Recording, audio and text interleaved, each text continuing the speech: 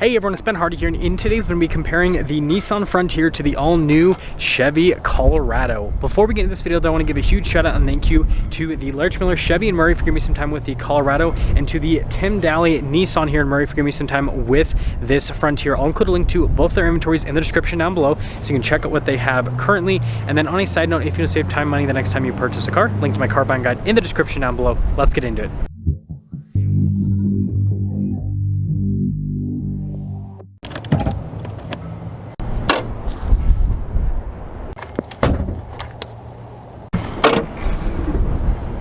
Under the hood of the Colorado is a turbocharged 2.7 liter 4-cylinder that goes through an 8-speed automatic transmission. Fuel economy is 19 around town and then 23 on the highway, with power outputs being 310 horsepower and then 390 pound-feet of torque. Now, powering the Frontier is a naturally aspirated 3.8 liter V6 that goes through a 9-speed automatic transmission. Fuel economy with this is 19 around town and then 22 on the highway, with power outputs being 310 horsepower and then 281 pound-feet of torque. Now, before we go over the front ends, I do want to mention, if you want to see more videos just like this, then I recommend you subscribe because I post content every single day. Now, starting with the front end of the Colorado, this particular one is the Z71 package, which I would call the entry-level off-road, on-road package, because it's got some off-road elements, but then also some on-road bougie elements as well. Regardless, you guys can see here with the hood how it kind of like raises up towards the center.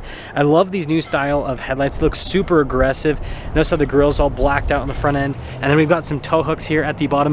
Now, I do have this air dam, which does get in the way of ground clearance a little bit. This has just under 9 inches of ground clearance with this package, but you can get a Trail Boss package or a 02 package, which has more ground clearance. And then with the Frontier, this has the Pro 4X package, which is like their fully loaded package, the off-road package for them as well. You can see here with the boxy design on the hood, and then notice that goes to the headlights as well as the whole grille. And I love the orange with the Nissan logo. We do have some fog light action. Colorado also has that, if you're wondering. Tow hooks here, and then look at how the front end's been sculpted for approach, and so you've got some skid plate action with this. Now, this has over 9 inches of ground clearance, but again, this is the top of the line for the Frontier with off-roading.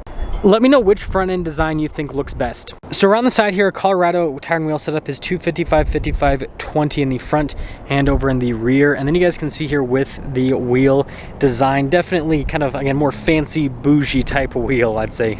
Now with the Frontier, our tire and wheel setup is 265, 70, 17 in the front and over in the rear. You can see more of like a dedicated off-roader type setup, especially look at like the tires. I mean, the tires over here in the Colorado are aggressive, but you just have a little bit more sidewall here with the Nissan. Now here's our full side view with the Colorado, and I think those wheels absolutely pop when you look at this from the side, but I like all of the new body lines and kind of like the wider appearance. It definitely just makes the truck look pretty dang aggressive. And then with the Frontier, you guys can see the side view. Notice those fender flares, those are pretty prominent. And then this one has the side step rock rail set up as well. So here are the key fobs for both of the trucks. Functionality on them is actually pretty much identical. They both have remote start, they both have lock and unlock, and so yeah. We'll start in the bed of the Frontier first. So notice that we've got our tailgate protection here, and then also notice the rails there for cargo tie downs and an outlet, and we obviously have the bed protection on top of that, so everything's all ready to go from the factory, and also decent sized bed for a mid-sized truck. Now, taking a look at the bed of the Colorado, you notice that we have some protection here on the tailgate as well as a ruler, and we've got a little storage space here, so just click those over there, and then you can see there it is drainable, which is pretty sweet.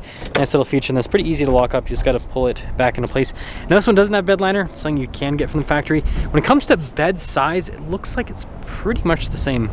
Now, finishing things up with the rears of the trucks, you can see here with the Pro 4X, again, more orange badging. I'm a huge fan of the taillights here with the Frontier, and look at the parking sensors there. We'll talk about towing capacity and payload a little bit later, but you got the receiver hitch at the bottom. And then comparing that to the Colorado, you can see here with the taillight design, and then notice you got a little bumper step there, parking sensors here, receiver hitch, you know, all the normal pickup truck stuff. Get ready for our legroom battle here in the back of the trucks. But anyways, here's the Frontier. I really like the door panel. You can see with like the orange stitching and everything. I think that's pretty cool. And then the little protection there at the bottom, I think that's also cool as well. We do have some charging port action here in the Frontier. Comes with a cup holder armrest as well, which is super important. And then manual operation for opening and closing the window.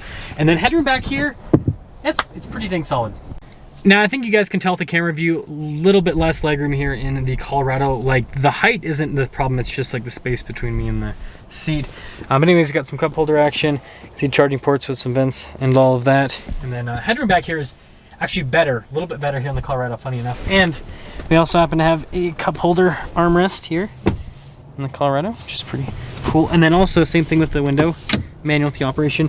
And they have a really cool door panel design as well. Oh, buddy. Gotta love the sound of a V6.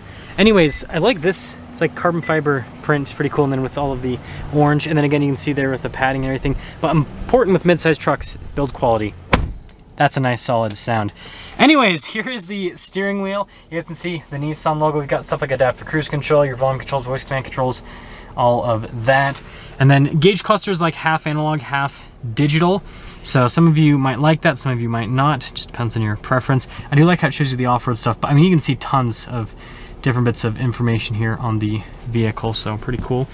And then if we pop it into reverse, we've got this 360 camera system, so you guys can see the trajectory on this turn the steering wheel. And there's actually a camera button that I can press, and that'll turn the camera system on as well. Let me see all the different viewpoints here of the truck. Now as for the infotainment system itself, response time with it's pretty dang solid. It does take a second for some of the pages to load up, but it seems like I don't have to like press the buttons multiple times for it to pick up my finger. And then notice with our dual zone climate controls, we also have heated seats, heated steering wheel, parking sensors, traditional four-wheel drive select, so no four-wheel auto. And then you guys can see here a little storage space, then some cup holders, and then shifter. Got a 9-speed automatic, wireless phone charging pad, and then look at the center console. Pretty nice. And then I like this on the dash. I think that looks pretty cool. And then yeah, glove box is spacious. And then this one happens to have a sunroof. And then the most important thing, move the backpack out of the way. Look at the seats here in the Pro 4X. I love these seats. These are obviously the upgraded seats. You got to pay a little bit extra for them. Well worth it. And when it comes to payload capacity with the Frontier, 1,050 pounds, and then towing capacity is like mid 6,000 pound range with this truck. Ooh, the future. And let's go back to the door panel quickly. You guys can see again, I like the red stitching or thing. I think it just looks cool, but most important part, it's a nice solid sound. Now the steering wheel here in the Colorado, this thing looks fancy. And you know, functionality is pretty much the same. You've got like adaptive cruise control, heated steering wheel button on the steering wheel itself. This is for the little center screen, which let's look at that center screen. This is pretty fun. Notice you can change the info that it shows. It does take a second for some of the pages to load up right when the truck turns on. So I guess we'll let that do its thing while we go over to the infotainment system. The reason I'm leaving that in the video, by the way, is so you guys kind of know real world. This camera system, I'd say is better than the Nissans. You guys can see it's got a little bit more viewpoints, resolutions a little bit better as well. So I think that's great. And guess what? It's finally fully loaded up. So, oh, wait, is it gonna? Yeah, now it is. Now it's gonna do it. Like I said, it seems like right when you start up the truck, there's a little bit of lag, but you guys can see the different menus you can kind of like go through. It's pretty cool how customizable it is. I'm sure there'll be a software update in the future to make it so that responds faster. Anyways, dual zone climate, we've got heated and ventilated seats here, so a little bit more with the creature comforts. And then instead of like a wireless phone charging pad, this by the way is for your windows to roll them all down at once. Auto stop start, you got lane departure for auxiliary items. And then this actually has 4-wheel auto, so a little bit more advanced 4-wheel drive system. And then your shifter for the 8-speed automatic. And then yeah, look at like the padding here on the side. I like the camo print inside the cup holders. And then center console, got some nice padding there. And then also on the dash as well. It's a very upscale looking truck, that's for sure. Yeah, my glove box is about the same, honestly. And then this one also has a sunroof as well. Controls for just right there. Now with the Colorado, our payload is 1,452 pounds, and then your towing capacity is like mid 7,000 pound range. Now when it comes to pricing, that Frontier has equipped stickers for about 48,000, and then this Colorado has equipped stickers for about 47,000. So I feel like it's pretty fair comparison because they're about the same amount of money.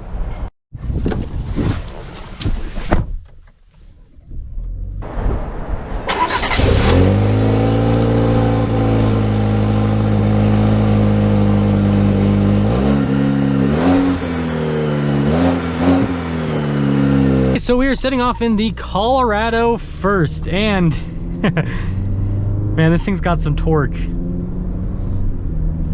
This 8-speed is so good, and the 2.7 also in the Colorado. Like, just the combination in this truck just works so well, especially here at higher elevation. I think this area in Utah is like just over 4,000 feet. And so it's just like you barely have to get into it and the truck just moves. And again, this isn't even the highest output version. You can have another version with, you know, 40 pound-feet of torque more than this, which is crazy to think about, but you know, that's what Chevy's doing these days. Now, ride quality with the Colorado is also just amazing. And again, this isn't, in my estimation, the best riding Colorado, because the Z71 doesn't have the most advanced shocks you can get, right? You can get the Multimatic in like the ZR2. And then on top of that, this has 20-inch wheels. So like, you get a version of the Colorado with slightly bigger tires, smaller wheels, different shocks, aka the ZR2, and I'm sure that truck would ride even better. But yeah, this, as it stands, already rides exceptionally well, and turn-in's really good too. It's still, you can still tell it's a body-on-frame vehicle with a solid rear axle and leaf springs, but it, you know, for a pickup truck, it actually handles surprisingly well. We're gonna do our little train track test here. Yeah, solid. And yeah, this thing moves. This truck moves. Again, it's got so much torque. It's just like such a hard shove off the line, and it's crazy for a mid-sized truck, frankly. Like, so much power. It, in my opinion, it makes, like, this finally makes like a mid-sized truck like so drivable, because it's, you don't have that annoying thing where you're like, you don't feel like you have enough power, right, when you put your foot down. You guys know what I'm talking about, especially if you happen to drive a Tacoma, right? I've lived with a couple for a few weeks, but anyways, something's up with our driving here with the Colorado. It's got really good power. It's very comfortable. The suspension, yeah, suspension's great. It's got a lot of features. It's a nice truck overall. I only have a couple of complaints. So like, stuff in the infotainment system, right? Having to use like the infotainment system to do the lights and everything. Yeah, I'm not so sure I'm a big fan of that. And you know, this gauge cluster is really cool, but you know, it seems like it's got like a little bit of a learning curve to it, with all the functions with how to use it. But I mean, I feel like that's pretty minor complaints overall.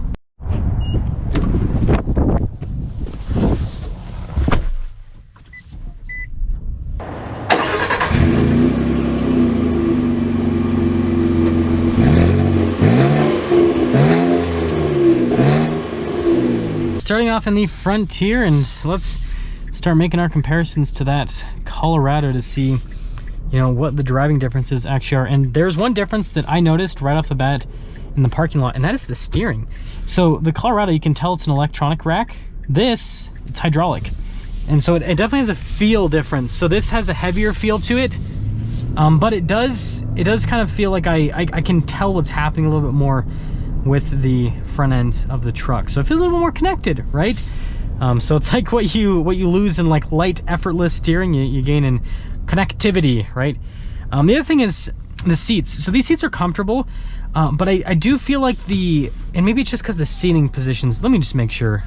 Because maybe it's because the seating, no, maybe it's because the seating position was a little bit lower in this.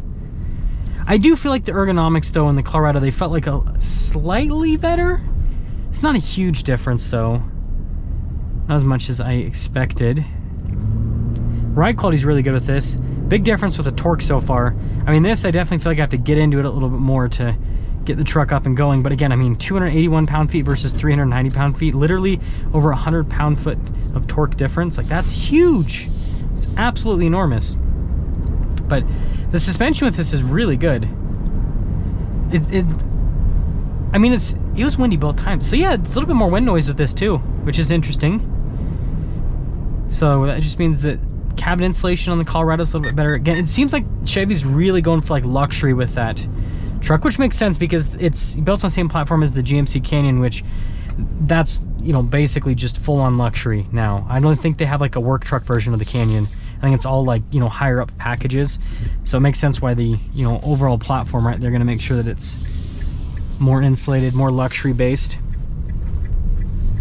So although I can feel it's happening the front end better, I feel like the turn-in is just a little bit not as sharp, but it's still good. This one happens to have Bilstein shocks because of that Pro 4X package, and they do help out with the handling quite a bit.